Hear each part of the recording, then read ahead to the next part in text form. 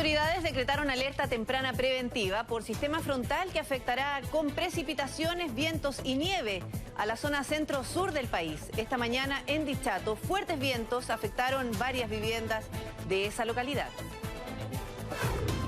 Formalizan por femicidio a hombre que condujo el vehículo en que viajaba con su esposa hasta el río Maullín y se sumergió en él. Cercanos a la pareja aseguran que existían antecedentes de violencia. ¿Cómo están? Muy buenas tardes. Vamos con información de último minuto porque una turba acaba de realizar una serie de desmanes en pleno Providencia. Además quemaron y atacaron un radiopatrullas de Carabineros. Jessica Camblor está en el lugar y nos va a contar todos los detalles en vivo. Jessica, buenas tardes. Hola, muy buenas tardes. De hecho, estamos la patrulla acá a mi espalda. Vamos a pasar a ver imagen en vivo en la cámara de Cristian Fuentes.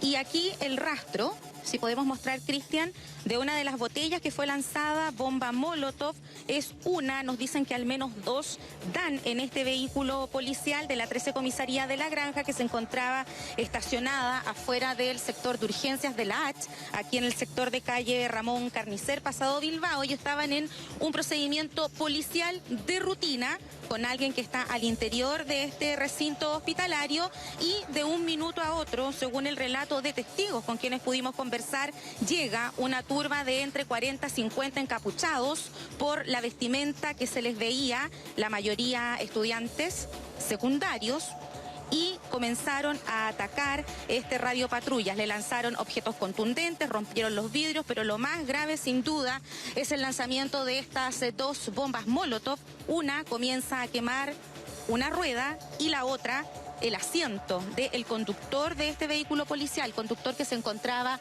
adentro. Él es auxiliado por uno de sus compañeros y así logra salir, está al interior de la H siendo atendido en este momento y estamos a la espera de que se nos entregue alguna información concreta con respecto al estado de salud de este funcionario, reiteramos, de la 13 Comisaría de La Granja que se vio envuelto en este incidente. Vamos a desplazarnos porque Carabineros nos está pidiendo alejarnos del vehículo policial, básicamente porque ya está en custodia para que se haga el análisis respectivo, y también hemos podido tener acceso a cámaras de teléfonos celulares de la gente que se encontraba aquí en el sector. Es un ataque que la verdad no tiene mucha explicación. Si bien durante esta jornada Carabineros tenía conocimiento de que había una convocatoria hecha por redes sociales a estudiantes secundarios a reunirse en el sector de Plaza Italia, hubo incidentes un poquito más arriba en Providencia con Seminario aproximadamente.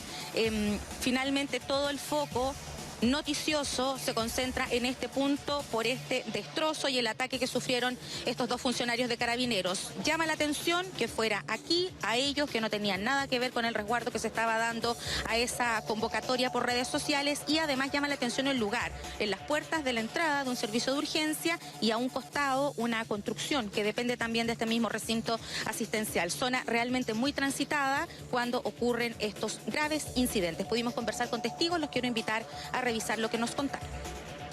De repente se acercó un grupo de escolares, no sé, pues 35 a 50 escolares, y se vinieron directamente a lo que es el radio patrulla, ¿verdad?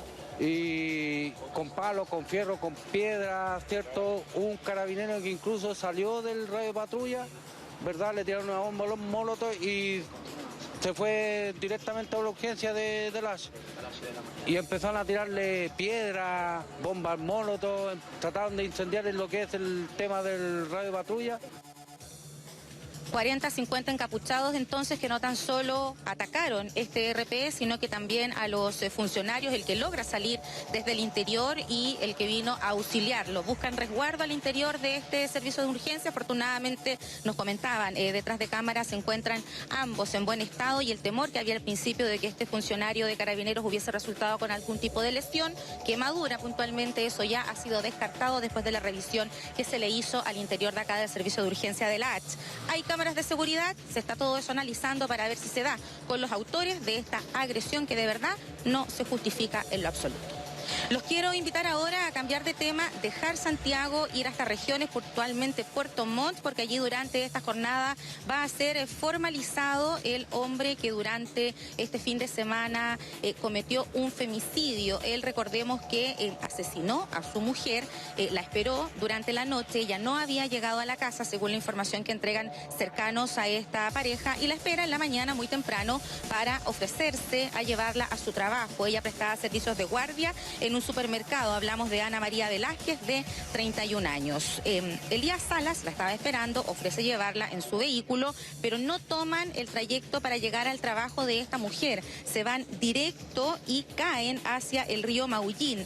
En principio, este caso, el día sábado, comenzó a investigarse como un fatal accidente de tránsito, ya que la mujer fallece en este incidente, pero después, con las diligencias, sobre todo que se hicieron al vehículo, se logra determinar que Elías Salas había planificado la muerte de quien era su pareja. Incluso dentro de las pruebas está el testimonio de conocidos que habían escuchado las amenazas que él le había hecho a su pareja, básicamente por celos reiterados, y también el peritaje técnico que ratificó que de las puertas del vehículo estaban todas cerradas menos la de él. Él logró escapar, muy afortunadamente también porque tiene conocimientos como buzo.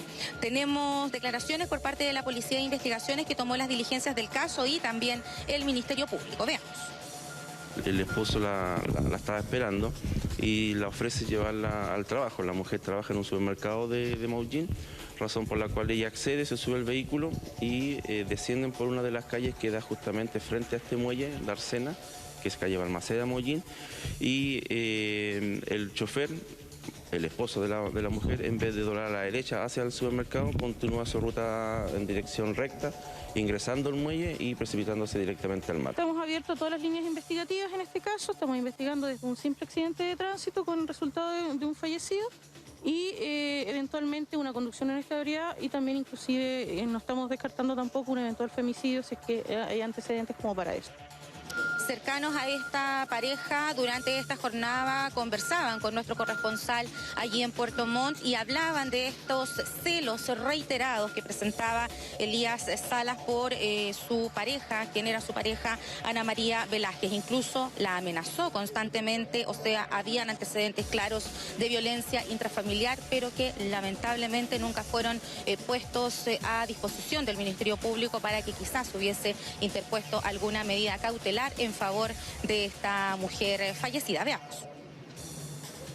Estaba sin cinturón y estaba en el capó del auto, arriba, en la parte superior del auto. Estaba aplastado con un asiento del auto, que seguramente se soltó con el asunto del agua, dentro del agua al auto, y quedó aplastado arriba en el techo del auto. Elías Salas, entonces, en los próximos minutos va a enfrentar control de detención y formalización por este delito de femicidio. Y en los juzgados de garantía de Puente Alto se está, por supuesto, pidiendo la medida cautelar extrema, prisión preventiva. Vamos a ver qué determina el tribunal en este caso. Vamos a volver ahora a la región metropolitana, pleno centro de Santiago. Cambiamos radicalmente de tema porque durante esta madrugada un delincuente resultó fallecido después de que ingresara junto a otros 4 compañeros de delito para robar en una tienda dedicada a la venta de ropa deportiva y también zapatillas. Este delito queda al descubierto pasada las 9 de la noche ahí en el sector del Paseo Puente con calle Rosas. Justo estaba pasando por el sector un vehículo policial de la primera comisaría que estaba realizando un patrullaje preventivo. Se percatan de delito flagrante, deciden intervenir y al ingresar uno de estos funcionarios es atacado por uno de estos delincuentes que lo golpea con un elemento contundente. Eso provocó la reacción inmediata de el otro funcionario policial que se encontraba en ese lugar, utiliza su arma de servicio, dispara hiriendo a este sujeto que cae en la vía pública, es trasladado posteriormente hasta la posta central donde se constató su fallecimiento. ¿Qué pasó con las otras 4 personas detenidas? Se trata de 3 ciudadanos dominicanos, al igual que el fallecido, la misma nacionalidad, y un chileno de 17 años. Todos tendrían antecedentes penales y van a pasar a control de detención durante esta jornada. Tenemos también declaraciones con respecto a este caso. Y en este caso intervienen 5 sujetos quienes fuerzan la entrada de los candados, ingresan al interior de la tienda, para sustraer especies, cortan la luz y cortan algunas de las cámaras, y en ese instante son sorprendidos por personal de carabineros que estaba patrullando por acá, los que ingresan y logran detener a 4 de las personas. En el interior se produce una lesión a uno de los carabineros, y otro de los carabineros o compañeros hace uso de su arma de servicio y lesiona a uno de los detenidos. Personal de la Brigada de Robos Metropolitano Occidente se está haciendo cargo del procedimiento. Estamos a la espera de la llegada de peritos del Laboratorio de Criminalística, quienes ingresarán al lugar para realizar las pericias correspondientes.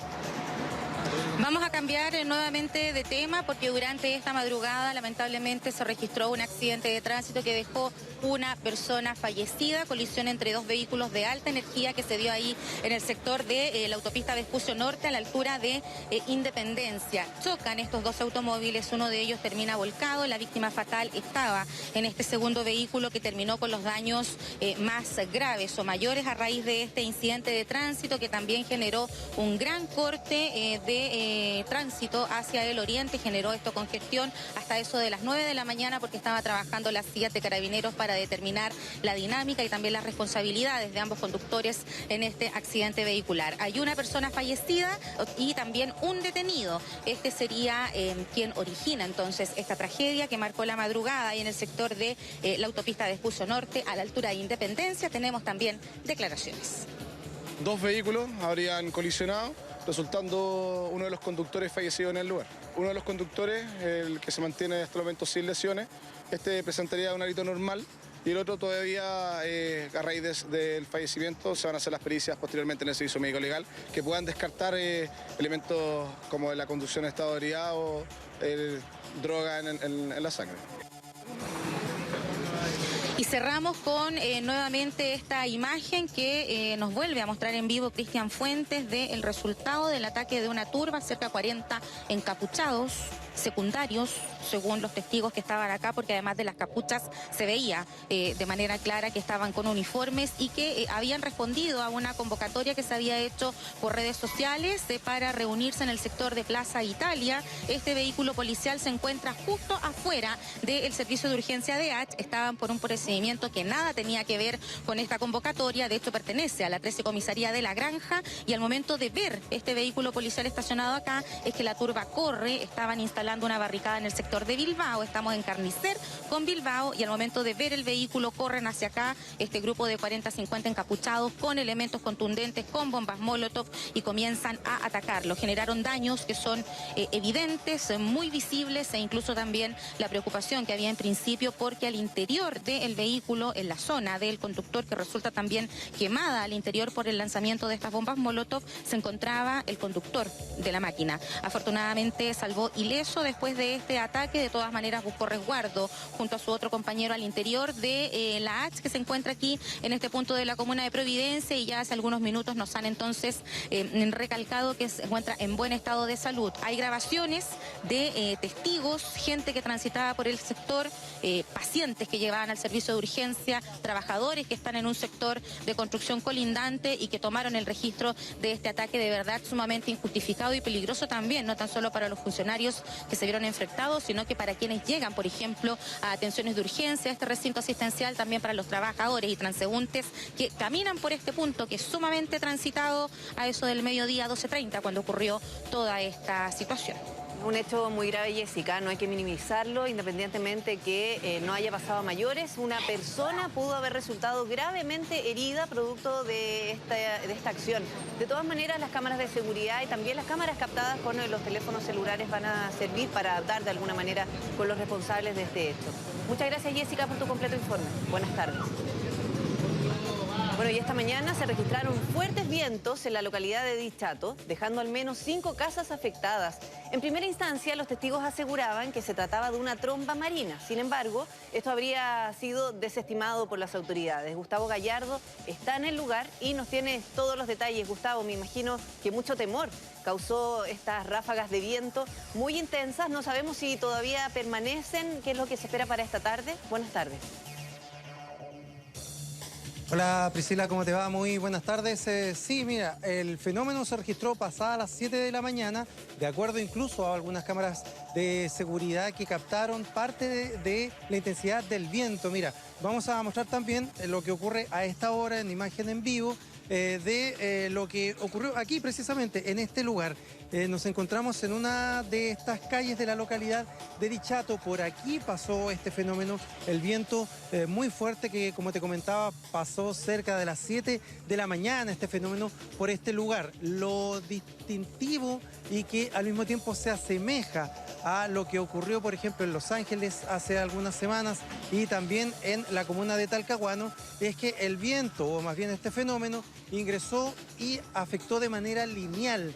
Hay viviendas que aquí prácticamente no resultaron con ningún daño, pero la casa que está inmediatamente al lado, están pareadas prácticamente, terminó con el techo totalmente destruido. Entonces, los vecinos lo primero que hoy pensaron era que precisamente se trataba de una tromba marina, porque además este fenómeno de viento venía desde la costa hacia el interior, hacia el cerro de este sector conocido como La Posta, acá en Dichato. En total, de acuerdo al catastro entregado por las autoridades ahora en los últimos minutos, se habla de 10 viviendas que resultaron con daños de diversa consideración.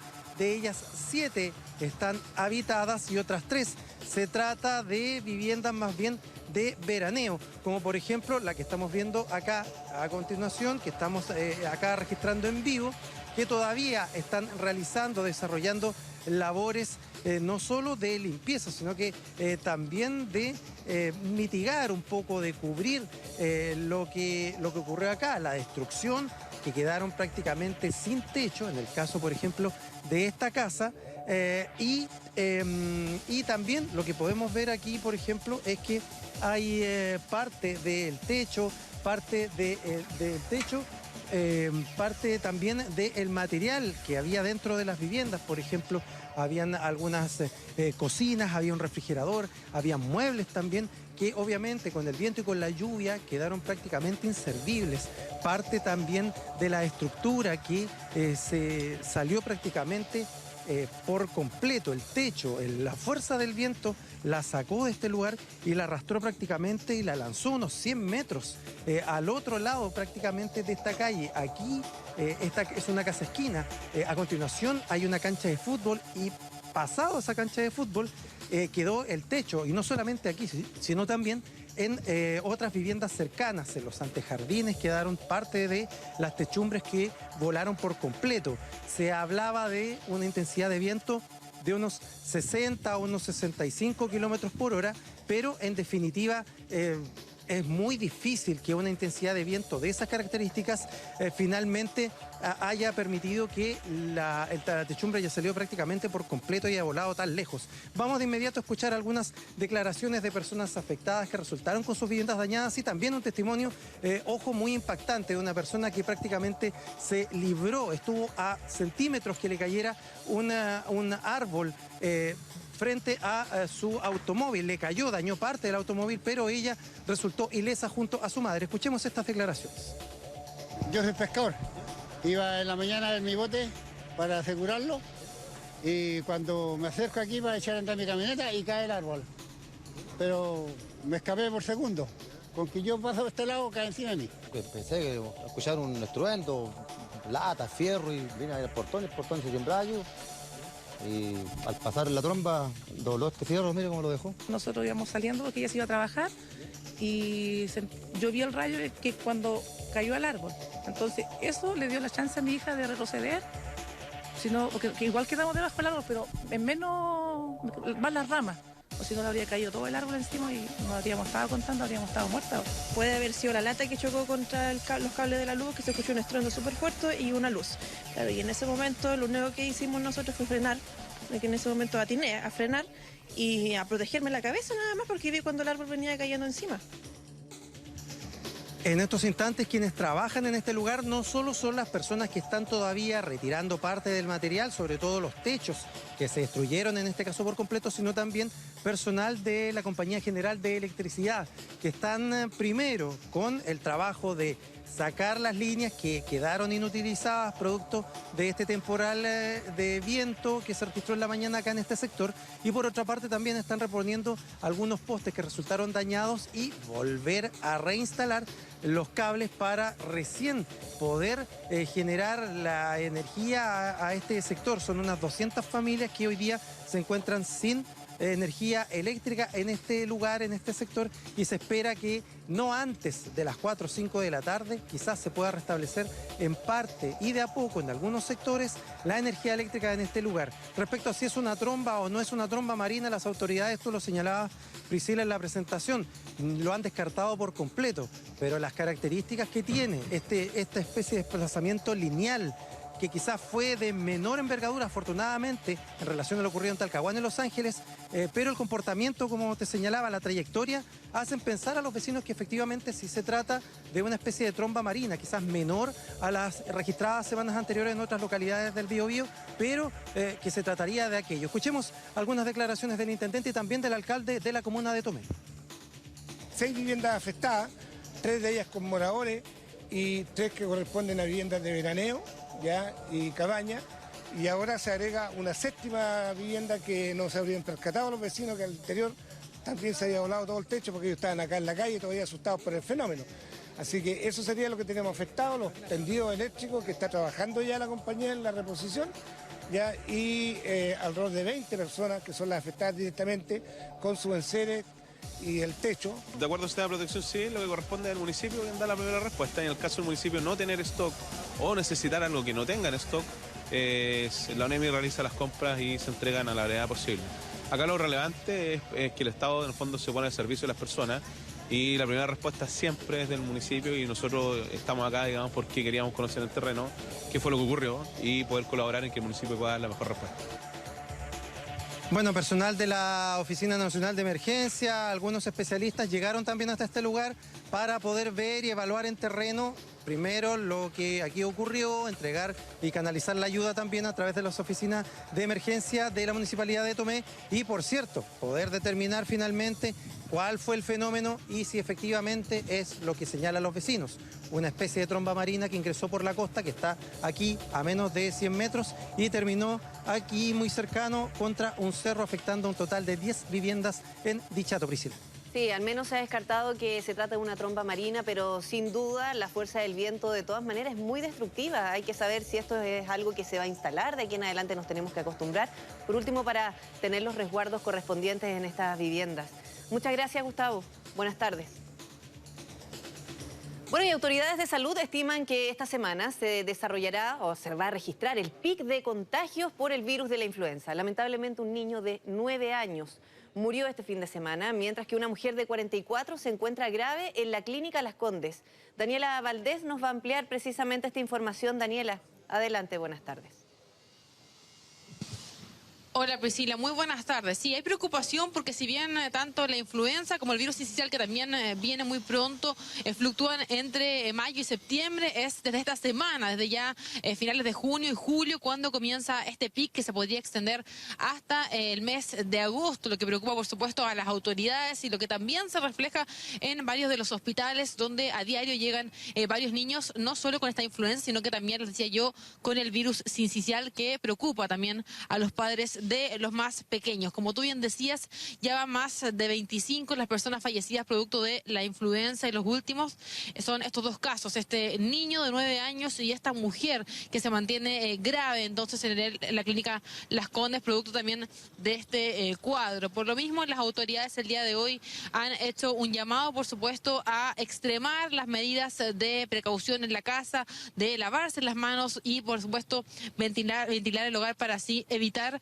nuevos contagios. Lo que sí, la campaña de vacunación ya ha superado el 88%, lo que es muy positivo y muy bien visto por las autoridades. Ya son más de 300.000 las personas que se han vacunado y que pertenecen a los grupos de riesgo, que son los que corren, por supuesto, más peligro de verse contagiados por el virus de la influenza. Pero además hay preocupación por lo que viene y que tiene que ver con el virus sincicial, que también afecta a los más pequeños y que por supuesto preocupa mucho a las autoridades. Ahí está el llamado de quizás si es que tienen algún tipo de síntoma de resfrío, que es como parte del virus sincicial, no llevarlos a la urgencia, sino que principalmente acudir a los CEFAM o quizás agendar, si es que se puede, una consulta con su pediatra para así, por supuesto, no estar en lugares donde hay mayor aglomeración de personas. Vamos a partir escuchando las palabras que el día de hoy nos dieron algunos padres de niños que estaban llegando a los hospitales de Santiago y también las recomendaciones y las diferencias que hace entre la influenza y el virus sincicial un médico. Mi hija está con sincicial. Está con, no dificultad respiratoria, pero sí con los primeros síntomas que son la fiebre, la tos y los vómitos. ¿Y qué cuidados tiene usted con el bebé ahora? ¿Qué le dijeron? ¿Cómo tiene que tener el aseo nasal, tiene que dormir semisentada y tratar de que coma lo más posible? Preocupado pues y está atento con la gente también que tose mucho en la calle, de taparse, de abrigarse más, de tener más calorcitos pues, de casi no salir de la casa por tantos virus que hay ahorita. Le pongo su forro al coche y su antialérgico. Ya la vacunaron, le pusieron sus 2 dosis, bueno, todo bien. Con la influenza, en realidad, los clínicos tenemos pocas dificultades en hacer el diagnóstico. Sin embargo, con el respiratorio sincicial hay más dificultades porque habitualmente el niño consulta por un resfrío y al cabo de 48, 72 horas el niño está con una bronquiolitis, una bronquitis obstructiva severa. Y eso es lo que dificulta mucho el manejo, sobre todo para los padres. Claro, esa es la dificultad para poder entonces detectar de manera inicial el virus sincicial, a diferencia de lo que ocurre con la influenza, que es rápidamente detectable, producto no solo de la fuerte gripe que da, sino que también puede el malestar en el cuerpo excesivo y otras características. Les comentaba yo que las autoridades hacen un llamado, por supuesto, a extremar entonces las medidas que pueden tomar en las casas los padres, como por ejemplo lavarse las manos cada vez que sea necesario o, por ejemplo, ventilar las casas, no someter a los niños a cambios de temperatura muy bruscos y por supuesto que está enfermo o tiene algún síntoma como de la influenza o del virus sincicial, no lo lleve tampoco al jardín para así no tampoco propagar este virus. También hubo un balance, les decía yo, de lo que tiene que ver con la campaña de vacunación que se ha cifrado ya en un 88% lo que tiene que ver con los grupos de riesgo, superando el 85% que era la meta que se había fijado entonces el gobierno para poder enfrentar así la influenza. Hay palabras del subsecretario de Redes Asistenciales. Hemos ya logrado la meta que se había previsto desde marzo, que es un 85% de los grupos de riesgo que se habían definido. Vamos casi en el 88%, hemos vacunado casi 300.000 personas más. Esto ha inducido que la actividad de adultos ha ido estabilizando los últimos 4 o 5 días en relación a enfermedades respiratorias y lo que se ha incrementado en forma progresiva es la atención pediátrica. Circula fuertemente virus sincicial y ha ido aumentando significativamente la presión y la cantidad de consultas por enfermedades respiratorias en niños. Se mantiene entonces esta campaña cuando ya comienzan estos días de pic de ambos virus respiratorios y además han anunciado las autoridades que se va a investigar entonces la denuncia que han hecho los padres de este niño de 9 años que falleció producto de la influenza y que no habría recibido la vacuna producto de que se habrían negado entonces a vendérsela a Priscila. Bien, Daniela, vamos a seguir muy pendientes de esta situación con un virus sumamente agresivo, sobre todo para este año. Que estén muy bien, buenas tardes. Bueno, y prepárese porque esta jornada se esperan precipitaciones en la zona central del país, lluvias que vendrán acompañadas de bajas temperaturas y vientos. Bueno, teníamos una muy mala calidad del aire. Esto al menos ayuda a limpiar la cuenca de Santiago, pero de todas maneras hay que preocuparse porque estamos en el pic de las enfermedades respiratorias. Gianfranco. Así es, Priscila, ¿cómo estás? Buenas tardes. Claro, como tú dices, el sábado amanecimos con muy mala calidad del aire en Santiago, con la estación de Cerro Navia en niveles de preemergencia, gran parte de las estaciones de la región metropolitana y también de la zona centro-sur en niveles de alerta ambiental.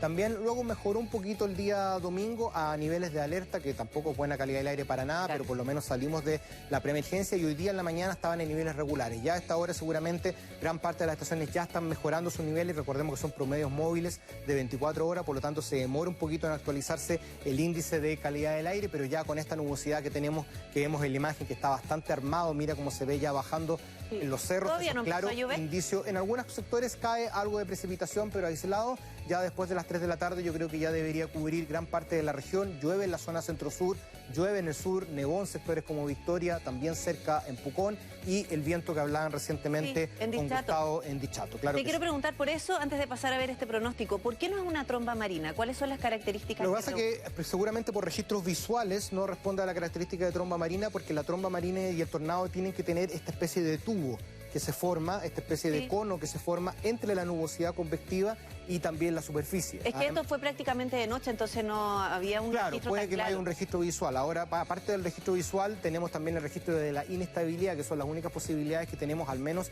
en Chile, de poder registrar un fenómeno como esto. Como te digo, además que la intensidad de viento, que a pesar de que en el lugar no había una estación meteorológica, se habla de 60 y hasta 70 kilómetros por hora probablemente, como vemos con los daños que ocasionó ahí, tampoco responderían a las características de un fenómeno como esto, que debería dejar vientos sobre los 100 kilómetros por hora y probablemente también haber dejado daños en otros sectores por su recorrido que puede tener también. Sí, porque fue muy lineal. Hay casas que sí resultaron dañadas y otras que estaban al lado no. Así es, claro que sí. Como tú dices, también un fenómeno que ocurrió a eso en la madrugada, en la noche, donde todavía no había luz como para poder haber tenido un registro más visual. Por ahora solamente se deja como viento, probablemente tengamos registros más adelante que podamos decir a lo mejor que fue un fenómeno un poquito distinto. Vamos a revisar qué va a pasar los próximos días.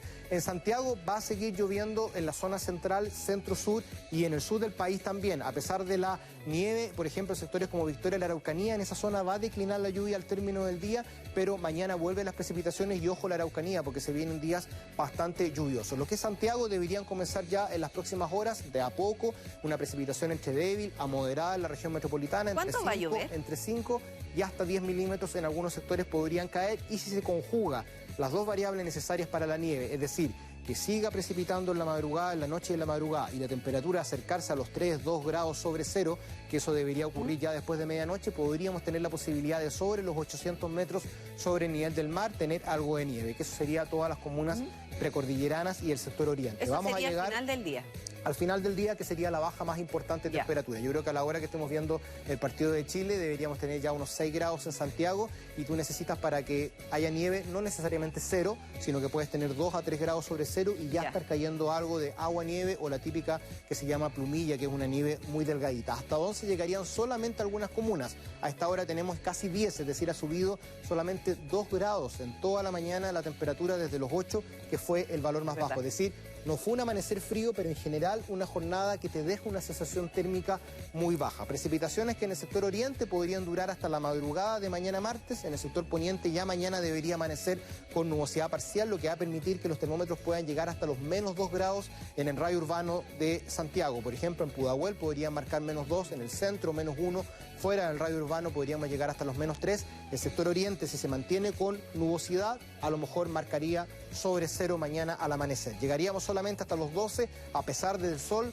no va a calentar mucho el ambiente. El día miércoles nuevamente se nubla gran parte de la capital, así todo amanecemos con 1 grado sobre 0 y vamos a llegar solamente a los 11. En general, como ves, Priscila, una jornada, una semana, la primera semana ya de invierno, bastante fría. El jueves también sigue nuboso y el viernes viene el segundo evento de precipitaciones de esta semana, que debería ser, por lo menos por ahora, más o menos el doble de agua de este, y también trae nuevamente la posibilidad, si se conjugan ambas variables, de la baja temperatura en la noche y que se mantengan las precipitaciones la noche de viernes, nuevamente podríamos tener la posibilidad de agua-nieve o nieve en el sector oriente de la región metropolitana. Ahora, la retirada de este sistema frontal, es un sistema frontal, ¿verdad? Es un sistema frontal, sí, claro. ¿Genera inestabilidad como para esperar, por ejemplo, tormentas eléctricas? Podríamos tener inestabilidad ya en la madrugada de mañana, pero como es de características muy frías, por lo menos por ahora no tenemos esa característica dentro de lo pronosticado. Quizás en la zona centro-sur solamente, en la región del Biobío, pueda ocurrir, pero sí hoy precipita, y ojo, desde la región de Coquimbo, La Serena, prepárese porque algo podría tener, Copiapó, Vallenar, quizás algo le llegue mañana en la madrugada, pero ya mucho más débil. Muy bien, mientras no llueva ya desde la próxima semana, lunes, martes, para ver el eclipse en su plenitud. Sí, por lo menos por ahora se ven buenas las condiciones. Vamos a ver qué pasa a medida que vayamos avanzando con los días. Vamos a seguir informando sobre ese evento que ya mucha gente está preguntando. Sí, pues muchas gracias, Gianfranco. Nos vemos, cuídate. Nos vemos. Bueno, bajas temperaturas que se sintieron esta mañana en la región de la Araucanía, donde cayó nieve en varias localidades. Diego Sangüesa nos informa precisamente desde Victoria. Diego, hola, buenas tardes. Hola, buenas tardes, Priscila, ¿cómo estás? Así es, un fenómeno bastante particular. Se despertaron hoy los vecinos de la comuna de Victoria y de los sectores también aledaños a este sector. Nieve sobre el techo de sus casas, sobre sus vehículos, sobre incluso también la ruta 5 Sur. Fue el panorama que se vio durante esta jornada. Vamos a pasar de inmediato a revisar la imagen en vivo en la cámara de Pablo Quintana de lo que va quedando de nieve, de la nieve caída durante el transcurso de esta jornada. Hace algunos minutos cayeron algunas precipitaciones sobre la comuna de Victoria. Esto ayudó también a disipar un poco lo que es esta nieve que habría caído en comparación a este manto blanco que se habría visto durante el transcurso de esta jornada. Fue eso cerca de las 6 de la mañana cuando comenzó a caer esta nieve y que sorprendió obviamente a los vecinos de esta localidad. Pero no solo acá en Victoria, sino que en otras comunas de la Araucanía como en Curacautín, Ercilla, Vilcún, Angol, en Melipeuco también, en Lautaro, en Lonquimay y en Carahue también pudieron percatarse de este fenómeno que es inusual, no es recurrente, pero que sí habría ocurrido hace aproximadamente 2 años atrás. En el año 2017 habría ocurrido algo similar. Bueno, contarles que la ruta más afectada en el sector ha sido la ruta que une Victoria con Curacautín, donde hasta el momento solo se permite la circulación de vehículos con tracción. Durante también el transcurso de la mañana hubo un corte en la ruta 5 Sur de la dirección norte-sur, donde hubo un accidente de tránsito en ese lugar, producto también de esta nieve caída en toda esta zona. Además, según lo que nos ha informado NEMI, se han reportado algunos cortes de suministro eléctrico en comunas como el Lonquimay, también en Curacautín. Hay más de 11.000 clientes afectados productos de estos cortes. Conversamos con los vecinos, conversábamos con el alcalde también, que en la totalidad de las escuelas rurales principalmente se encuentran suspendidas las clases, por lo menos durante esta jornada. En el radio urbano de la comuna de Victoria hay solo un establecimiento que suspendió sus labores habituales, producto de la baja asistencia, ¿no? En este día, producto de este fenómeno que se vivió en este lugar. Vamos precisamente a revisar las declaraciones de vecinos, quienes se mostraban sorprendidos durante esta jornada, producto de esta nieve caída acá en la Araucanía. No estaba pronosticado, creo. Entonces yo vengo de Temuco.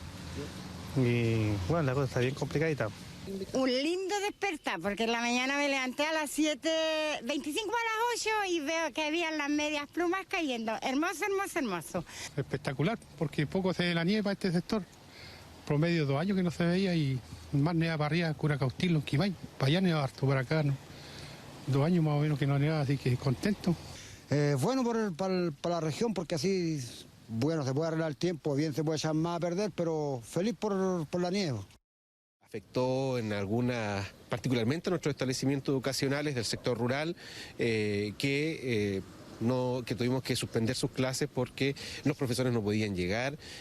Tuvimos algunos cortes de caminos, como es la ruta hacia Curacautín. Por tanto, las escuelas de ese sector, Selvoscura, Santa Elena, California, tuvimos que cerrarlas y suspender sus clases, perdón. Y acá en el radio urbano, en el sector urbano, tuvimos que suspender sus clases por la muy baja asistencia de los alumnos a clases.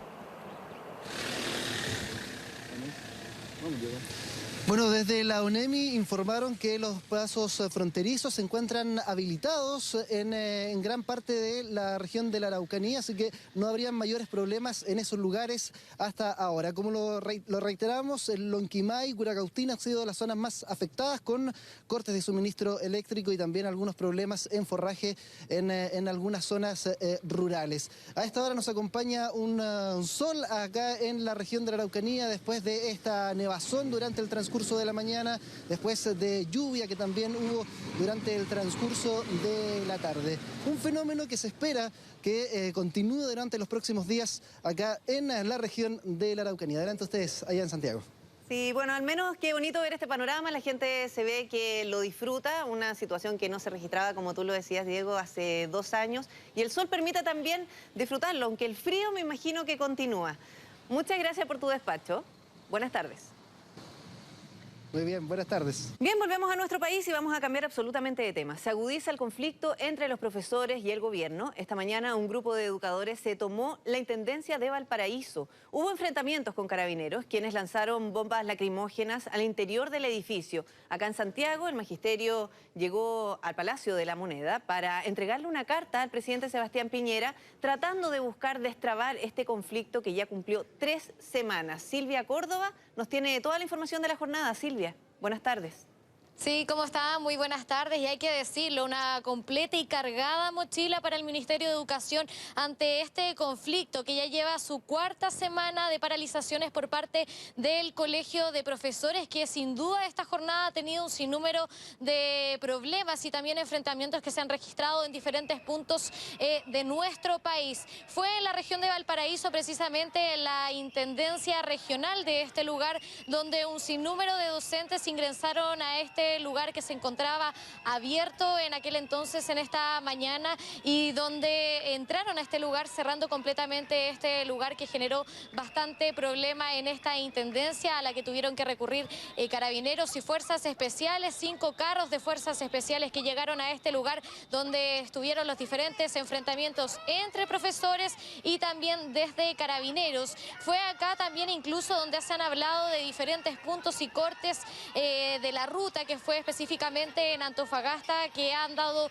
este punto culmine respecto a estas paralizaciones del Colegio de Profesores, que también acá a las afueras del Palacio de la Moneda se registraron las diferentes movilizaciones por parte del magisterio, que incluso llegó acá a la oficina de partes para entregar un llamado al vicepresidente Andrés Chadwick, dando cuenta de las diferentes manifestaciones y también la fuerza que ha utilizado Carabineros respecto a estos diferentes puntos. Se refirió ante esto el presidente del Colegio de Profesores y pasemos a escuchar sus declaraciones.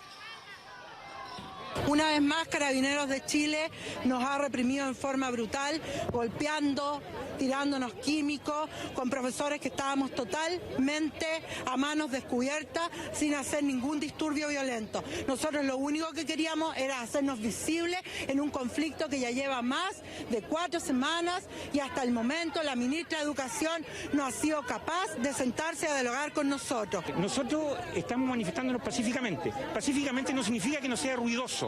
Estamos metiendo bulla, estamos cantando, estamos haciéndonos visibles, pero eso no justifica la represión que ha hecho el gobierno, ¿no es cierto?, a través de su gobernadora provincial, porque el gobernador es el que está a cargo del orden público. Nosotros nos hemos hecho visible en la intendencia y hemos sido duramente reprimidos, hemos sido gaseados, hemos sido golpeados.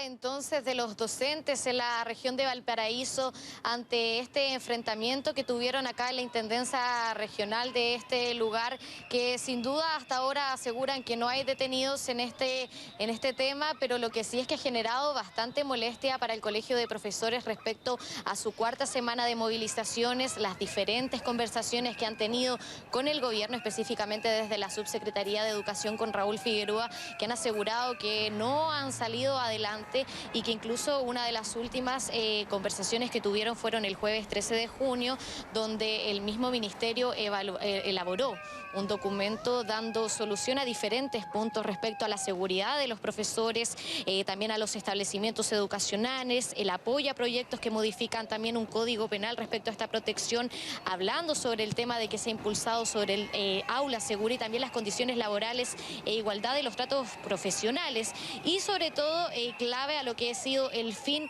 del doble proceso de evaluación, que aún así desde el Colegio de Profesores aseguran que no es el camino correcto y que también dentro de esta carta entregada al Ministerio del Interior, ahora al ministro Andrés Chadwick, se pedía precisamente una situación que ocurrió en Copiapó, recordemos en la llegada del propio presidente Sebastián Piñera en su gira en el norte de nuestro país, donde fue detenida una persona en este lugar y donde aseguran que esta profesora Carabineros les pidió quitarse la ropa para hacer los registros pertinentes tras esta detención. Habló el presidente del Colegio de Profesores y estas fueron sus palabras.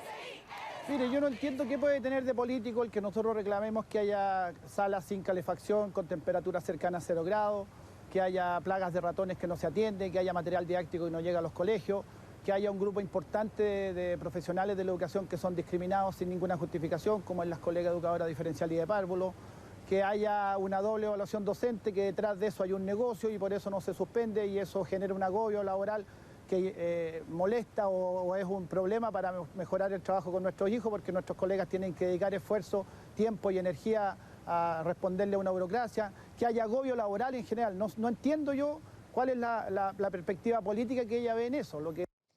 Claro, ¿cuál es el camino que va a seguir el Ministerio de Educación ante las diferentes movilizaciones que se han registrado en este lugar, que ya aseguran desde el gobierno no son el camino correcto, pero lo que sí es que este paro aseguran ser indefinido, que van a seguir las conversaciones con el gobierno? Esperan que la ministra de Educación, Marcela Cubillos, se sienta a conversar con los docentes respecto a este tema, pero que no ha habido solución, y en este caso al que nos referíamos, a la situación en Copiapó, este registro que realizaron desde Carabineros, incluso una carta presentaron parte de esta profesora al Colegio de Profesores para dar cuenta de esta queja ante la fuerza desmedida a esta situación, y que se da cuenta también en esta carta presentada por el Colegio de Profesores, dando cuenta de hacer llegar al Ministerio esta defensa y no descartando temas legales, denuncias respecto a este tema, querellarse sobre esta situación que afecta también al sector de Copiapó. ¿Cuáles fueron las palabras respecto a este tema? Pasemos a escuchar sus palabras.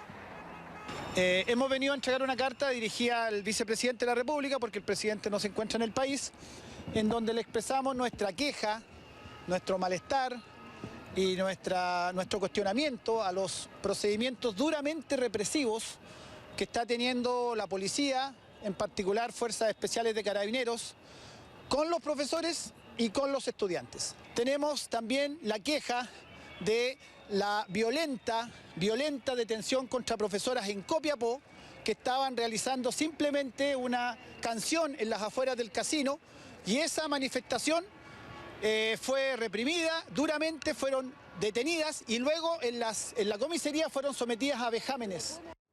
Poner fin a la deuda histórica, también la extensión de la bonificación de reconocimiento profesional a educadoras diferenciales, que ya desde el Ministerio de Educación ha asegurado que son 30.000 millones los que se tendrían que gastar al año, y que es un tema que no se puede abordar respecto a la situación económica que enfrenta el país. Así también respecto a este 13 de junio, donde fue la última reunión, también se busca el conflicto, poner fin a la deuda histórica sobre este tema, que se refirieron también la ministra de Educación, Marcela Cubillos, y todo en medio de lo que ha sido ayer esta visita que tuvo la secretaria de Estado en un momento que le causó bastante conflicto en el cementerio donde estuvo, en este lugar, en el cementerio general, y precisamente fue abordada por una profesora de Estación Central que la grabó y fue increpada. Respondieron ante todos estos temas y estas fueron las palabras de parte del gobierno. No hay ninguna justificación para que este paro continúe. Y que lo sepan los padres, que lo sepan los alumnos y también que lo sepan los propios profesores. En la continuidad de este paro lo que hay es una motivación política. Una candidatura a gobernador regional del presidente del Colegio de Profesores, tal como él lo ha reconocido. Acá durante más de un año, el subsecretario de Educación ha trabajado con la directiva del Colegio de Profesores atendiendo a su petitorio. Hace 2 semanas se trabajó durante 2 días con el Colegio de Profesores en la redacción de este acuerdo.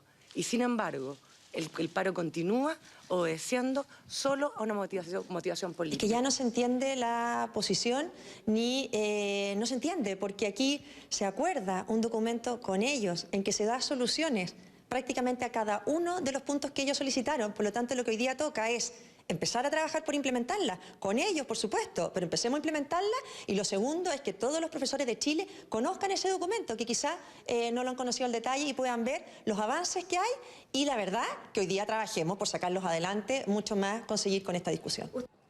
Paro del Colegio de Profesores que se va a seguir extendiendo, aseguran desde el magisterio, lo que sí que desde el gobierno aseguran tener las puertas abiertas, pero ya rayando la cancha sobre este tema, asegurando que este documento ya está, que ya se habló con el Colegio de Profesores, ahora solo queda la respuesta de parte del propio presidente del Colegio de Profesores para dar cuenta sobre esta situación que incluso va a llevar a diferentes manifestaciones como el día miércoles, un cacerolazo que se va a realizar, aseguró Mario Aguilar sobre este tema para el día miércoles a las 20 horas, mientras sigue este conflicto que sigue afectando y sigue dando bastantes dolores de cabeza al Ministerio de Educación. Bueno, vamos a ver si se llega a algún tipo de acercamiento, aunque la situación se ve bien complicada. Muchas gracias, Silvia. Buenas tardes. Bien, en otro tema, vuelve a la polémica, la edad legal de jubilación. La Escuela de Gobierno de la Universidad Católica preguntó a un panel de economistas, docentes y líderes de opinión, y la mayoría de los consultados estima que hay que igualar la edad legal de jubilación entre hombres y mujeres. Para conocer los detalles, tomamos contacto con el exministro Rodrigo Valdés, quien realizó este estudio. Muchas gracias, Rodrigo, por estar en contacto con nosotros. Y lo cierto es que, claro, hay una realidad. Estamos viviendo más años, incluso las mujeres viven más años que los hombres, por lo tanto, hay que financiar esa etapa de la vida y la verdad es que la realidad que tenemos actualmente no da. Buenas tardes. Hola, Priscila, muy buenas tardes. Bueno, exactamente como tú dices, este es un tema bien ingrato para la gente. Las encuestas muestran que 90% de la gente está en desacuerdo con subir la edad de jubilación. Pero antes de hablar de la edad de jubilación de todos, nosotros tenemos una cosa histórica, que es esta edad de jubilación diferenciada de hombres y mujeres. Y que al final tiene consecuencias bien dramáticas para las pensiones de las propias mujeres. Y es bueno empezar a discutirlo más en serio. La reforma de la presidenta Bachelet, la reforma del presidente Piñera, ponen algunos premios para poder retirarse más tarde. Claro, un incentivo. En algún momento vamos a tener que hacer esto, de discutirlo a sangre pato, digamos, que va a ser igualar hombres y mujeres. Casi todos los países desarrollados ya lo han hecho. Nosotros estamos al debe en eso. Y los números son muy impresionantes. Sí, Rodrigo, es una medida bien impopular porque lo cierto es que mientras la ciudadanía probablemente no quiere aumentar la edad de jubilar, los expertos y quienes tienen mayores antecedentes para definir si efectivamente es necesario, es altísimo. Según el estudio que realizaron ustedes, al menos alcanza el 56% que están muy de acuerdo. Sí, pues si uno, a ver, en nuestro panel de políticas públicas, que es un grupo de 40 expertos de políticas públicas, que le consultamos de vez en cuando preguntas bien específicas como esta, en esta oportunidad 78%, más de 3/4, dijeron que estaban de acuerdo o muy de acuerdo con igualar las edades de jubilación. Si uno va a la famosa Comisión Bravo, que fue una comisión que funcionó en el gobierno pasado, con expertos de todas las tendencias políticas, también ahí estuvieron casi 3/4 de acuerdo de los expertos en igualar de nuevo la edad de jubilación. Pero lo que tú dices es muy cierto también. Uno va a las encuestas de opinión pública y 90% de los ciudadanos está en contra de esta medida. Entonces, nos falta, yo creo, primero explicar mucho más por qué esto es necesario, los beneficios que tiene, y también hay que tomar en cuenta, y esto lo dice en parte de nuestro panel, que tenemos que preocuparnos primero que haya mejor trabajo para los adultos mayores. Una cosa es decir, jubilemos más tarde, pero la otra cosa es que haya mejores pegas. Claro. En segundo lugar, tenemos que pensar que las mujeres además viven más, y ese es algo que quizás la sociedad en su conjunto tiene que preocuparse, en que las pensiones de las mujeres no se castiguen porque solo viven más tiempo. Y después hay cosas culturales del trabajo que hacemos cada uno en su casa, que sigue siendo muy desbalanceado. Menos quizás que con lo eran como mi papá y mi mamá, pero yo comprendo también que las mujeres quieren también más balance en el hogar. Pero es algo que tenemos que conversar, porque al final del día, retirarse antes produce mucho peores pensiones. Hay un estudio de Paula Benavides con Coca Fernández, por ejemplo, que muestra que si un hombre tiene una pensión de 100, hoy día una mujer tiene una pensión de 40, en la parte que autofinancia a través de la AFP. 40 versus 100. Y solo el retirarse antes explica casi la mitad de eso, unos 30 de esos puntos. Entonces, las consecuencias son muy importantes de este retiro temprano. Sí, tiene repercusiones relevantes y precisamente uno de esos es el ejemplo que usted nos está dando, Rodrigo. Ahora, usted como exministro de Hacienda, le quiero preguntar, ¿qué le parece este Consejo Público Autónomo? Finalmente, nadie ha entregado las claves técnicas para defender este ente estatal. porque no tenemos la certeza de que vaya a rentabilizar mejor que lo que hacen las AFP. Yo creo que los antecedentes técnicos para esto no son tan importantes. Hay algunos antecedentes, importa mucho cómo se diseñe, las reglas, la autonomía, etcétera. Y como tú dices, probablemente no cambie demasiado las rentabilidades al alza o a la baja, si está bien diseñado esto. Y por lo tanto uno podría decir, bueno, ¿y para qué se hace? Bueno, se hace por una razón muy distinta. Hoy día la ciudadanía en las encuestas, los políticos reflejan esto mismo, ven en la AFP un actor no muy querido. Y para poder hacer viable la reforma, que es urgente, acordémonos que en las encuestas de opinión pública, tanto las pensiones como la delincuencia compiten de cuál es el problema mayor. Creo que es muy importante hacer viable esto sin mucho daño y hacer bien un organismo que funcione paralelos a la AFP o hacer bien una AFP estatal. Son alternativas que se pueden conversar, pero lo clave acá es avanzar. Lo que no podemos hacer es darnos el lujo de seguir esperando otro periodo presidencial más sin hacer reformas que incluyan, por ejemplo, aumentar la tasa de cotización. Eso es imprescindible. Probablemente también otras cosas como la edad de jubilación, pero lo principal hoy día es aumentar del 10 al menos al 14%.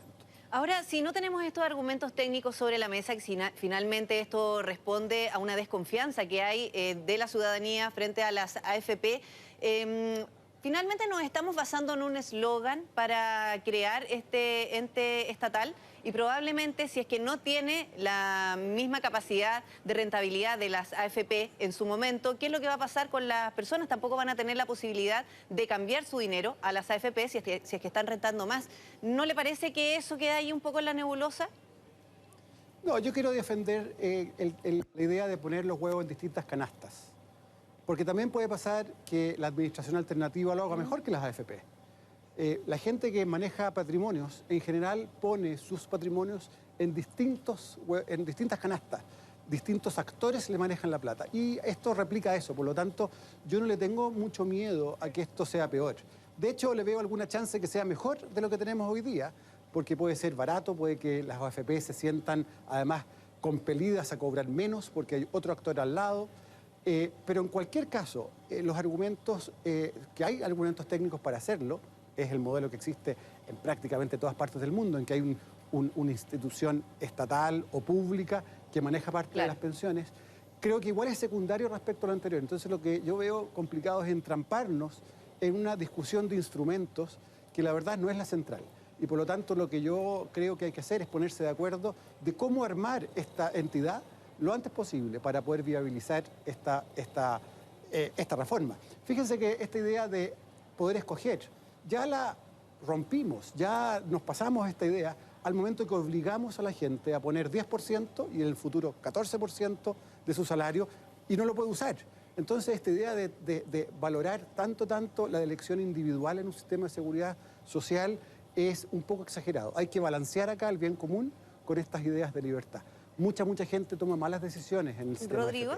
No es la que le conviene, los fondos, etcétera. Ya para ir cerrando, si estamos discutiendo esta reforma previsional, es importante probablemente tener todos estos puntos sobre la mesa y discutirlos de una vez. Por ejemplo, lo que hablábamos al principio de equiparar la edad de jubilación de hombres y mujeres y probablemente también pensar en cotizar más que el 14%. Ya cuando esto sea paulatino y se llegue a un tope final de aquí a 8 años probablemente, ya vamos a quedar cortos. Probablemente tengamos que pensar más a futuro. Sí, siempre. Bueno, a los países en el mundo le está pasando esto. Estamos todos viviendo mucho más, tenemos menos niños y por lo tanto la población envejece. Y este tema de pensiones está en todas partes. Tenemos la suerte hoy día en Chile de estar pensando de cómo mejorar pensiones, no de cómo cortar pensiones, que es la discusión en la mayoría de los países, sin ir más lejos en Brasil. Y por lo tanto tenemos que hacerlo con cuidado, pero luego. Y uno de los temas es justamente lo que tú levantas, es que quizás hay que dejar a organismos más técnicos el cuándo se para de aumentar la cotización. Claro. Porque es posible que 14 no sea suficiente. Lo mismo pasa con la edad de jubilación. En algún momento vamos a tener que ponernos de acuerdo en eso. Yo creo que sería un error retrasar esta reforma por tratar de ponernos de acuerdo en la edad de jubilación. Pero lo que nos interesa a nosotros como Escuela de Gobierno de la Universidad Católica es poner el tema, que este tema no lo podemos olvidar en los próximos años. Bien, Rodrigo, le agradecemos esta entrevista. Por supuesto que es muy valioso también tener su apreciación, sobre todo con la experiencia de haber sido ministro de Hacienda. Que esté muy bien. Buenas tardes. Buenas tardes. Bien, el año 2021 comenzará la construcción de la línea 8 del metro. Así lo anunciaron las autoridades esta mañana. El proyecto ya está en la etapa de fijar cuáles serán las estaciones que unirán las comunas de Providencia y Puente Alto, beneficiando a más de 1,5 millones de personas. Clarisa Muñoz nos va a contar todos esos detalles. Hola, buenas tardes. Hola Priscila, muy buenas tardes. Es una excelente noticia esto, además que va a ayudar a reducir la congestión de la línea 4, que es una de las que lleva mayor cantidad de pasajeros y donde generalmente se producen muchas aglomeraciones, sobre todo en horas puntas. Así que es una gran noticia para ellos, también para los vecinos de la Florida, porque en los últimos días se han estado llevando a cabo reuniones entre los municipios y las autoridades para fijar exactamente cuáles son los puntos donde van a ir entonces las nuevas estaciones de la línea 8 del metro, que va a comenzar apenas termine la construcción de la línea 7, que ya está siendo construida en este momento. Por ejemplo, ya anunciaban que va a partir en Los Leones, donde va a conectar con la línea 1 y la línea 6, y también en la línea 3 va a conectar en la estación Chile-España, con la línea 4 va a conectar en Macul y va a llegar hasta el Mall Plaza Tobalaba. Así que una excelente noticia para la gente que vive en Puente Alto, si bien todavía falta bastante, está todavía esto en etapa de diseño, ya se espera que para fines del año 2021 comience entonces la construcción de esta nueva línea 8.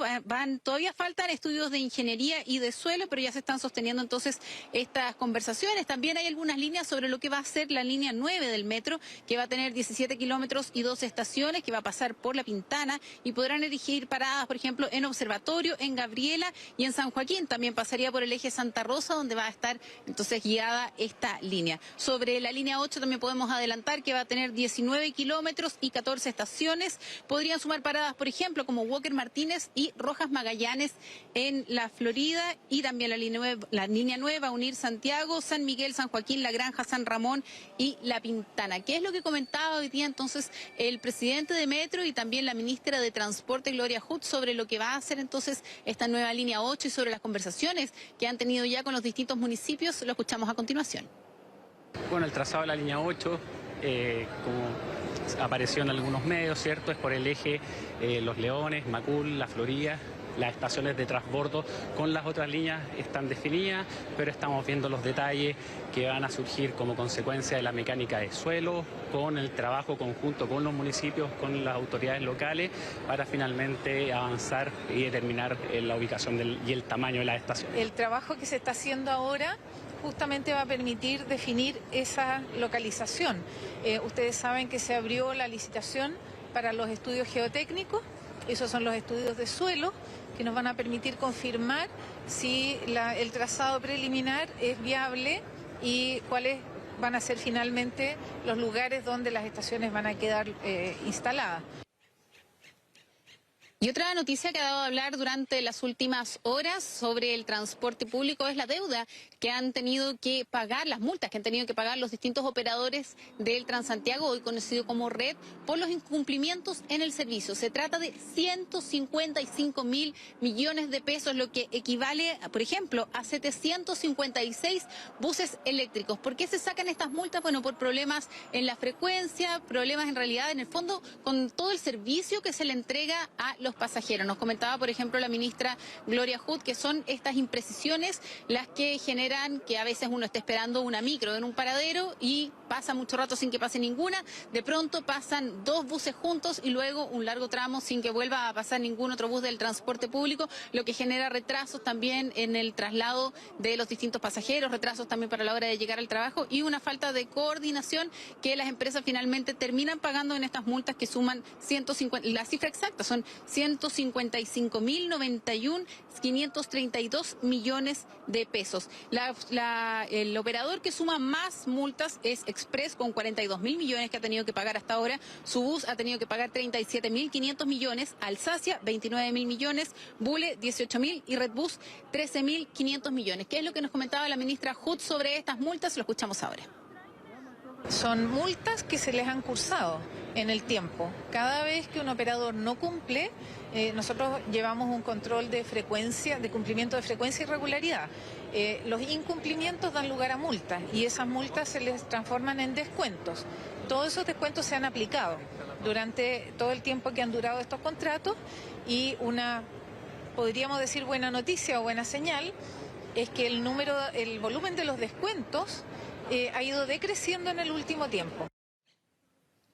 Bueno, y todas estas declaraciones la ministra las hacía en el marco de la inauguración de una nueva obra de arte que está erigida en la estación Bío Bío de la línea 6 del metro y representa precisamente la importancia del pueblo mapuche, esto para conmemorar el Día de los Pueblos Indígenas y también el 24 de este mes se celebra el fin del Huetripantu, que es el Año Nuevo Mapuche. ¿Qué es lo que nos comentaba entonces sobre ese tema Antonio Payafil, que es el artista que hizo esta obra, y la ministra de Cultura, Consuelo Valdés? Lo escuchamos ahora.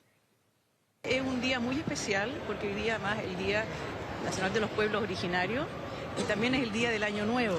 De manera que estas ceremonias, esta inauguración, esta entrega al público se haga hoy es muy significativo. Ahora, ¿qué es lo que destaco? Bueno, por de pronto la cultura material, la cultura inmaterial de la cultura mapuche. Esto refleja un poquito de la sabiduría de los pueblos originarios en mapuche, en cual el anciano se encargaba de transmitirle los pasos y en qué etapa estaba. Si era niño, ¿no es cierto?, aprendía jugando y ahí el anciano le comunicaba que era una persona que tenía que ir escalando. Una obra realmente impresionante, 300 kilos pesa cada una de estas representaciones artísticas que simboliza un poco lo que es la cultura mapuche, la importancia de las distintas etapas de la vida y también todo lo que es la sabiduría de los ancianos para ese pueblo. Si usted puede, dése una vuelta por la estación Bío Bío porque da mucho para pensar, para observar y para reflexionar sobre la vida, esta obra que inauguraron el día de hoy. Sí, qué bonito. Es que a veces las personas pasan y no ven. Lo importante es detenerse y apreciar eso que tú estás comentando, Clarisa. Muchas gracias. Nos vemos. Así es. Buenas tardes. Buenas tardes.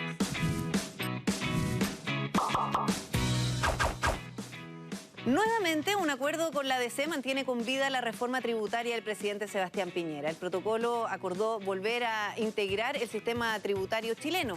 ¿Qué significa eso? ¿A quién beneficia? Roberto Sá nos va a contar. ¿Peso a peso con peras y manzanas? Sí, pues está difícil ahora porque el tema de los impuestos siempre es complejo, pero nosotros a la gente se lo explicamos con pera y manzana y aquí lo vamos a aterrizar. Porque luego de 2 semanas de reservadas conversaciones, ayer el gobierno y la democracia cristiana han llegado a un acuerdo que permite mantener con vida la reforma tributaria del presidente Piñera. Mira, Priscila, hemos tenido cambios tributarios tremendamente importantes en poco tiempo. Eso siempre es complejo. Los cambios tributarios generan ruido, sí, la porque gente además no sabe qué impuestos pagar. No se alcanzan ni siquiera a adaptar. Exactamente. Lo hizo el gobierno anterior, el gobierno de la presidenta Bachelet. Ahora lo hace el gobierno del presidente Piñera.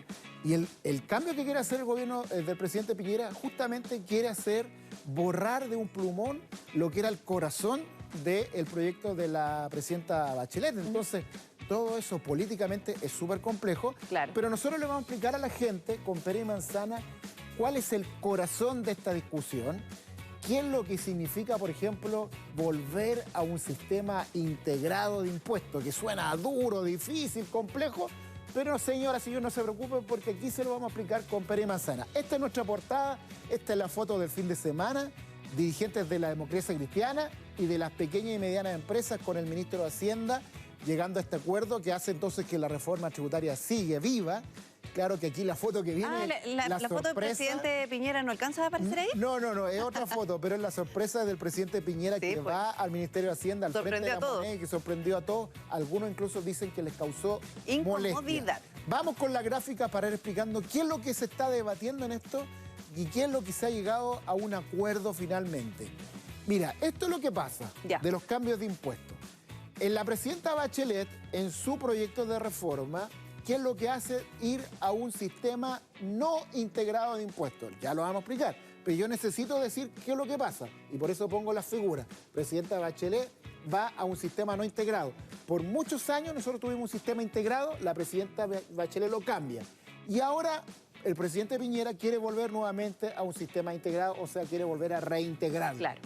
Vamos a explicar entonces qué es esto, que suena tan raro, tan difícil, tan duro, que tiene que ver con los impuestos. Lo vamos a explicar ahora con Pere Manzana.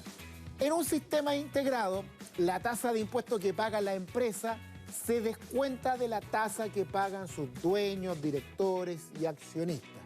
Todo es decir, ahí entonces paga la empresa y lo que pagó mi empresa, si yo fuera empresario, lo que pagó mi empresa se descuenta de lo que pago yo como persona, impuestos personales. Eso es el sistema integrado, hacia allá lo llevó la presidenta Bachelet, recauda más dinero. Y el sistema no integrado, la empresa paga sus tasas corporativas y los dueños pagan por separado sus impuestos personales. Una cosa es la empresa, otra cosa son las personas.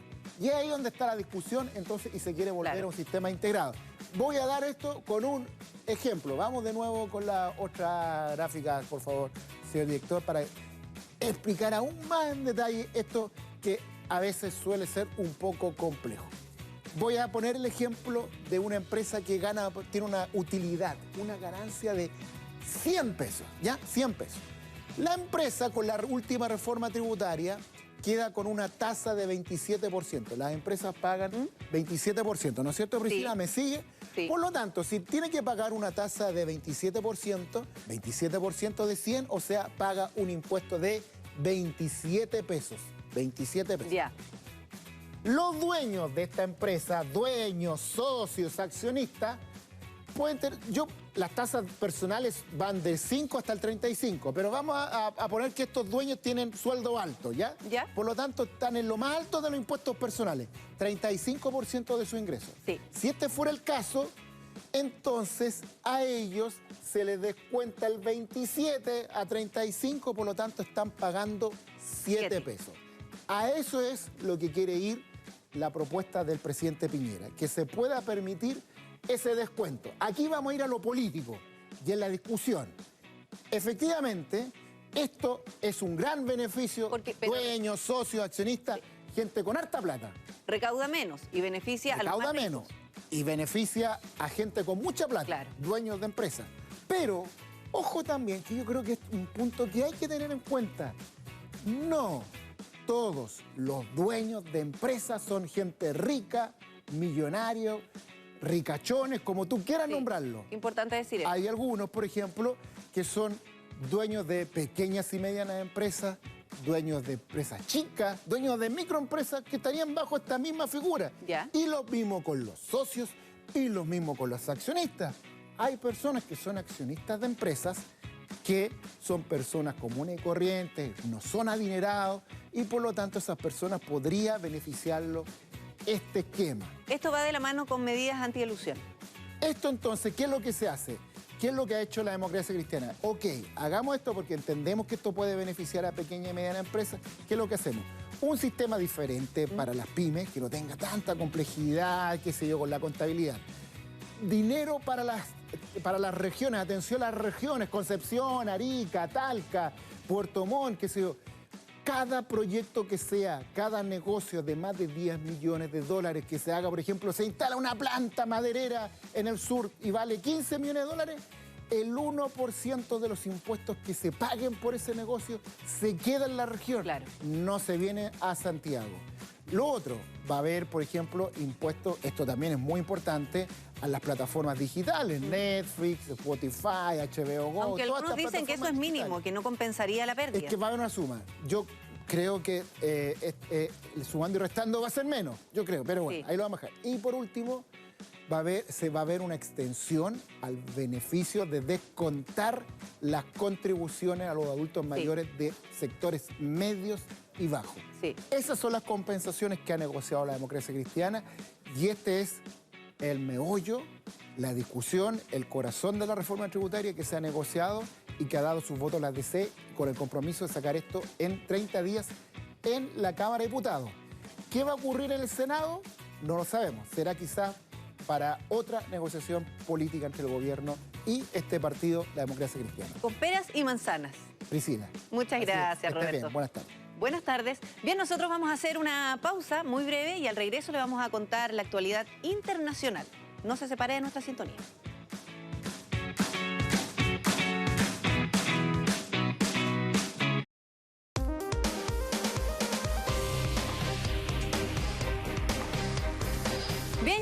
junto a Soledad Agüero para revisar el acontecer internacional y vamos a partir por las medidas que ha adoptado Estados Unidos en contra de Irán.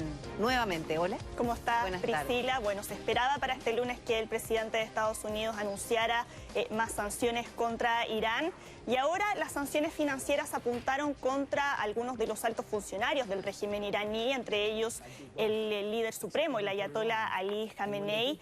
Son medidas que, según Donald Trump, quieren evitar que tanto él como su equipo puedan acceder a recursos financieros esenciales. Dijo además que las sanciones podrían durar años y dijo que es una medida proporcional en respuesta al derribo del dron estadounidense que habíamos visto durante la semana pasada y que ha seguido escalando las tensiones entre ambos países. Sí, sobre todo porque nosotros al hablar de dron nos imaginábamos en primera instancia un dron como lo que ahí está conocemos. la imagen. Pero el valor de ese dron es de 130 millones de dólares. Claro, es muy parecido a un avión y ahí Irán siempre fue enfático en decir que la línea roja de todo esto era si es que atentaban contra su espacio aéreo. Claro. Ahora, Estados Unidos dice que estaba en espacio aéreo internacional, que no violaron el espacio aéreo de Irán, pero lo que hemos visto por parte de Donald Trump, tanto con esta medida como con la retórica incendiaria que ha mantenido durante estos últimos días, es que está apelando a un discurso muy similar al que vimos con Corea del Norte, que es lo mismo. Llevar al límite la amenaza para presionar a la otra parte a hacer lo que él quiere. Que Claro, es lo que las vimos, consecuencias además, serían tan con México. terribles que hablaríamos de una guerra sin precedentes. Sí, siempre lo mismo, la misma retórica. La misma retórica y además no olvidemos que Donald Trump está ahora en plena campaña por su reelección y qué mejor para él que llevarse el crédito de decir que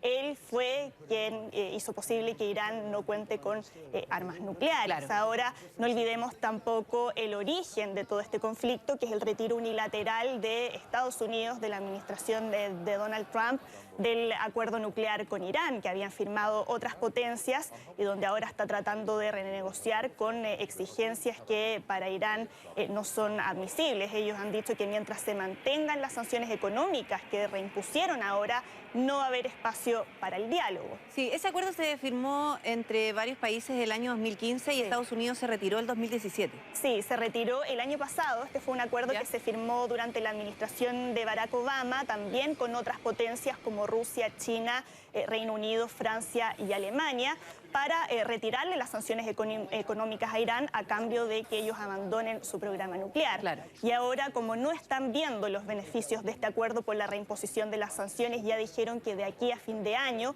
podrían aumentar el límite de uranio que se habían fijado a partir de ese acuerdo. Claro. También la jornada estaba marcada por la visita del secretario de Estado norteamericano Mike Pompeo a Arabia Saudita, uno de los países aliados de Estados Unidos en la región y el principal rival de Irán, y también piensa ir a Emiratos Árabes Unidos con el fin de, dijeron, crear una coalición global que haga frente a lo que ellos consideran la amenaza de Irán. ¿Mike Pompeo viajó a la zona? Sí, Mike Pompeo viajó a Arabia Saudita.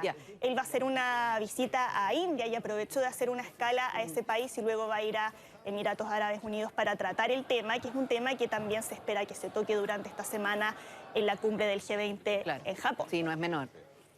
Bien, y vamos a Turquía ahora a revisar la elección de la alcaldía de Estambul, que es una elección que por estos lados del mundo nos pueda parecer una elección local cualquiera, sin embargo no lo es, porque es una elección que tiene implicancias importantes a nivel nacional y donde había varias cosas importantes en juego. Y acá el ganador fue el candidato socialdemócrata Ekrem İmamoğlu, quien venció al candidato del partido islamista AKP, que es el partido del presidente Recep Tayyip Erdogan.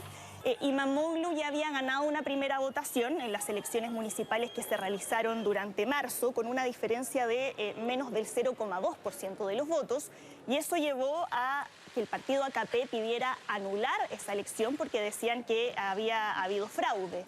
Pero en esta repetición, el candidato opositor volvió a ganar, y ahora por 9 puntos de diferencia, y por lo tanto después de 25 años Estambul ya no va a tener un gobierno islamista, lo que significa un golpe muy duro para el presidente Erdogan, porque Estambul es la mayor alcaldía del país, concentra un 30% del PIB, es muy diversa en términos sociales, étnicos y religiosos, y todo lo que pase ahí se considera que es una pequeña muestra del resto de Turquía. ¿Son cerca de 11 millones de votos o 11 millones de personas que viven en Estambul? No, son votos, son más las personas, personas todavía que viven en Estambul.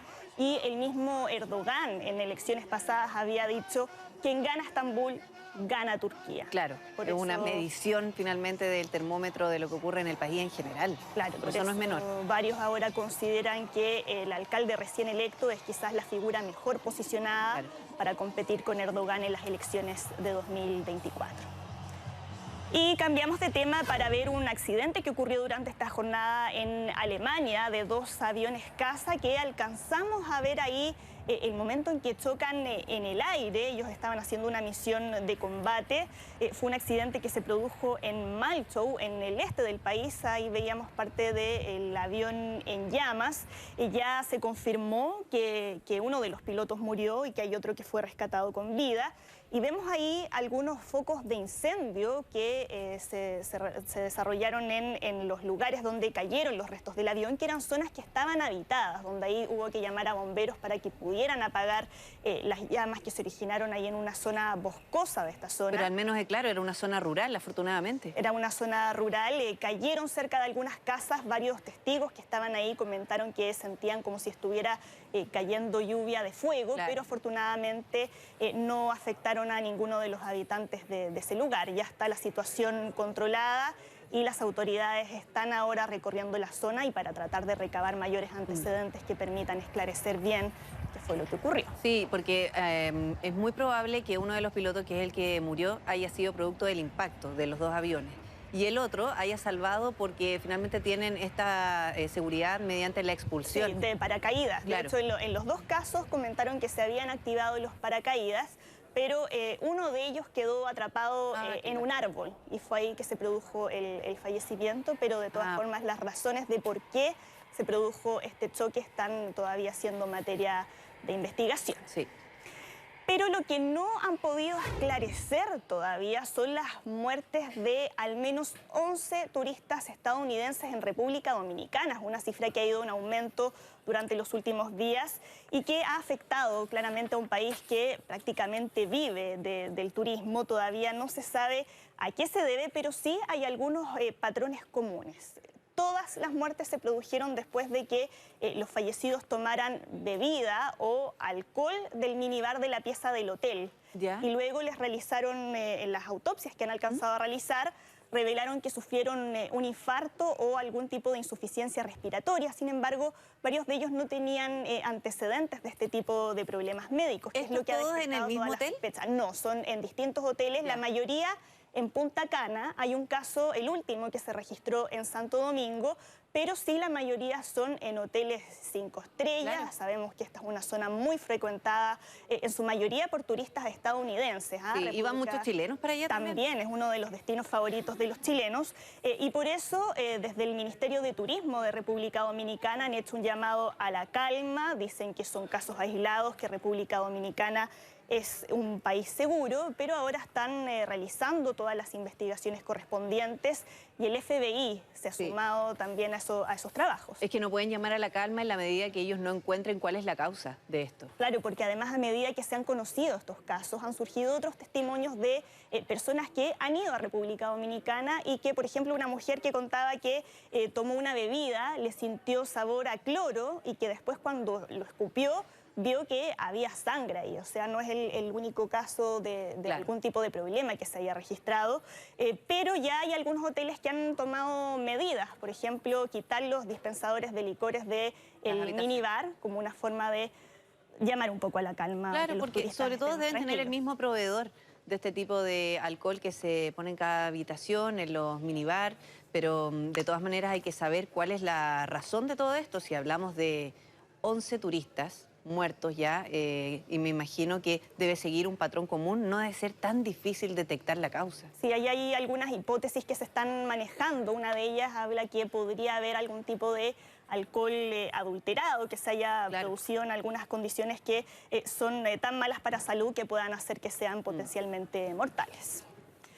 Bien, y vamos con una historia que ustedes recordarán hace un año, durante 18 días nos mantuvo en vilo, que fue la historia de los jabalíes salvajes, de estos 12 niños y su entrenador que quedaron atrapados en una cueva en Tailandia.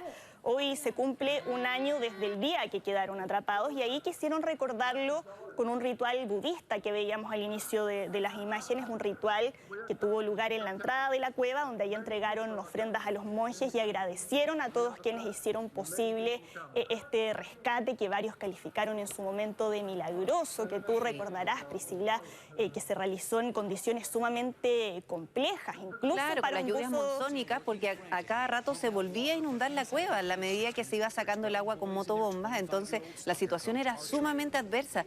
Y tú mencionabas algo súper importante que ahora lo recordaban, que es la meditación de estos niños, que finalmente les ayudó a mantener la calma, a mantenerlos tranquilizados, porque hablábamos de niños y que definitivamente era difícil controlarlos. Me imagino que la emoción estaba ahí a flor de piel. Muchos de ellos, y ahí jugó sin duda un rol clave el entrenador que los acompañaba.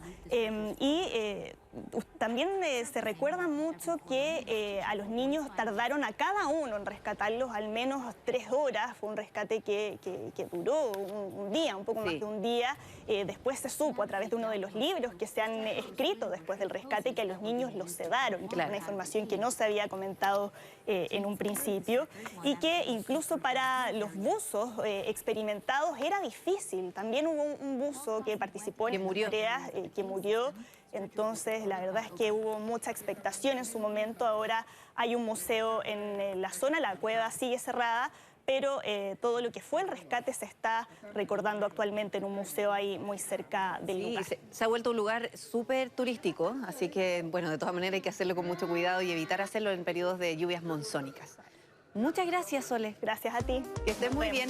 Nosotros vamos a hacer una pausa nuevamente aquí en Ahora Noticias y nos reencontramos en unos minutos más.